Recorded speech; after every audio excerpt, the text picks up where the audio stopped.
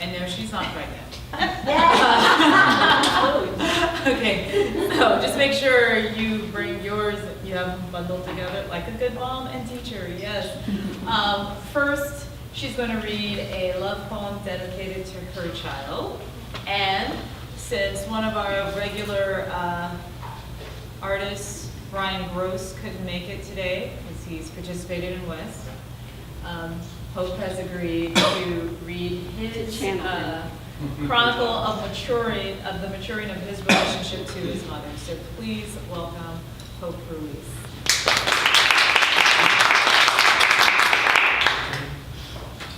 Hot concrete. It's hard to know when to pull you tightly to my chest and when to let you go.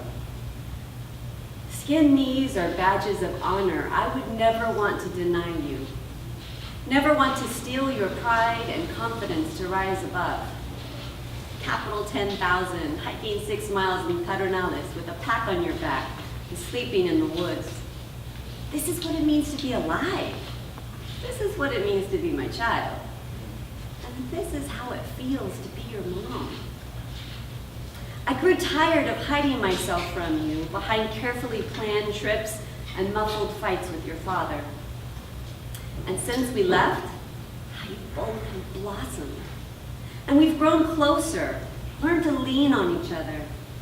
You give me strength to follow my own path, for I would want nothing less for you. What love you filter into my life.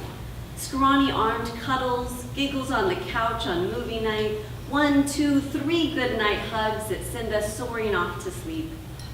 You fill my heart with songs in the morning to wake you for school and stretch a smile across my face watching you bounce into my room when the day is done. But you push me too with the fire of friction, the tug-of-war of time. When to blow wind under your wings and when to suck oxygen from my own mask. The rising heat of conflict, you rubbing against me as you must do to become you. And me challenging, holding your feet to the fire when you aren't being true to yourself, but whispering soft words of encouragement when you are flooded with doubt. Boundaries are such fluid things, though people pretend they are finite. They bend and blur in the hot afternoon sun like a Texas mirage dancing on hot concrete. Sometimes the path ahead grows fuzzy, and other times it stretches out eternal with the sharp lines and clarity of I-10. But there you are, always looking up at me, on my good days and my bad, melting me with those big chocolatey eyes, the eyes of hope, of possibility, of tomorrow. And I must choose to believe in dreams. How could I face you if I didn't? I'd rather crash and burn trying than to surrender to easy answers and recycled lives. So the irony is, I hold you so that one day I can let you go. I build myself and foster my own independence so that you can learn to be strong. I never want to hold yourself back because of my own fear to fly.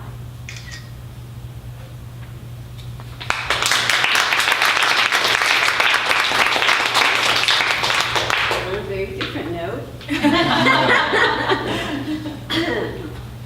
Well, do you want me to describe Brian? He's a very gruff New Yorker, mostly tatted. Used to be a stuntman and now a chef. So. Mother, goddesses, why must you make her worry so? I'm the only member of my nuclear family to have never done jail time. Why am I constantly chided for activities of questionable nature? My youth was spent with, did you break your nose again? And let me see your teeth. Every asthma attack was followed by a trip to the ER, regardless of the necessity for Ventolin.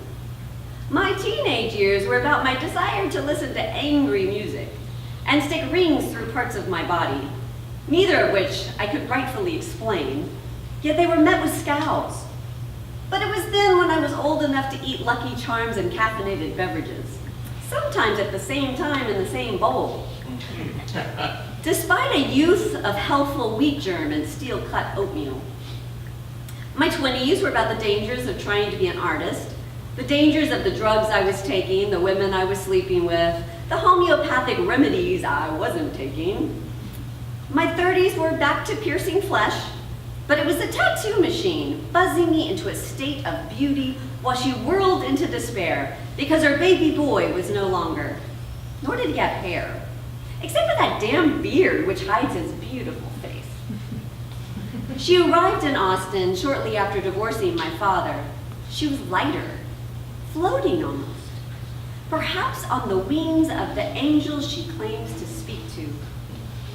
I took her out, got her drunk, fed her tacos, taught her how to play darts, and as the clock ticked past midnight, I looked up at her from my seat on the floor like the child I once was and said, "Mom, I hate to do this in front of you, but I'm gonna smoke weed."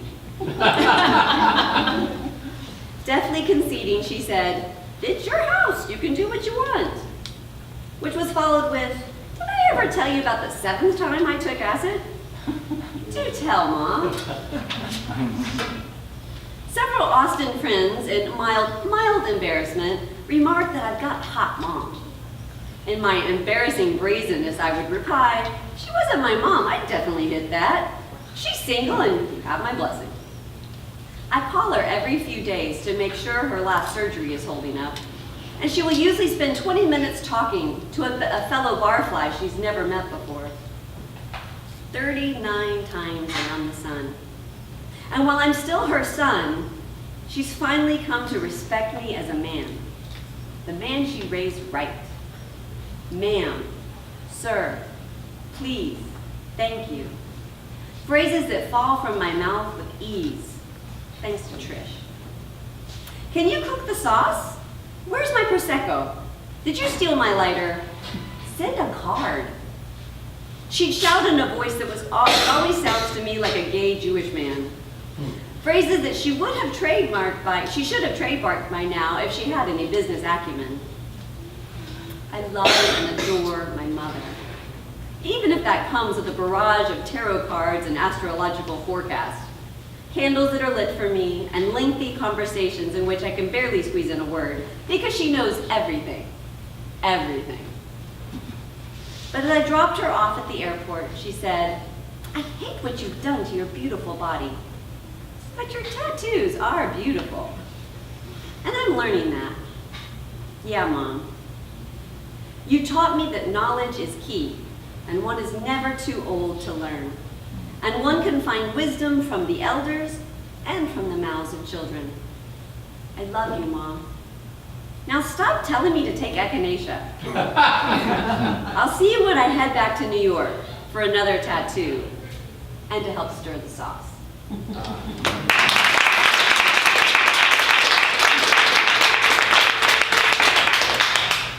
Our next letter provides poignant examples of how